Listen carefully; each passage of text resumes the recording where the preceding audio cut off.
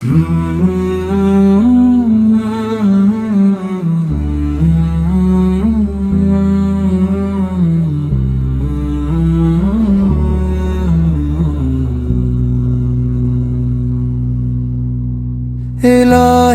تیری چوکھٹ پر جھوکا ہے سر دعا کے لیے، بنا دے راستہ آسان ہر ایک منزل بقا کے لیے، مری آنکھوں کو وہ نور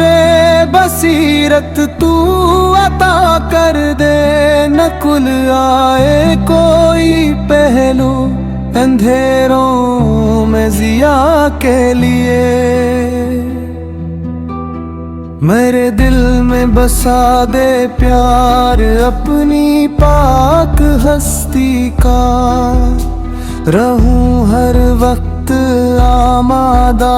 تیری خوش رضا کے لیے، مصیبت کی گھڑی ہو یا خوشی کا دور ہو مولا، زباں ہر دم رہے کھلتی تیری حمد و ثنا کے لیے،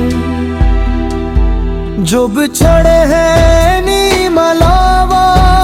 جو ٹوٹے ہیں نی جوڑ دے، تیرے قبضے میں سب کچھ ہے، تو کافی ہے شفا کے لیے، خدایا جس گھڑی آ کر کھڑا ہو سامنے سورج، سایہ نصیب کرنا ہم کو اپنی ہی رضا کے لیے۔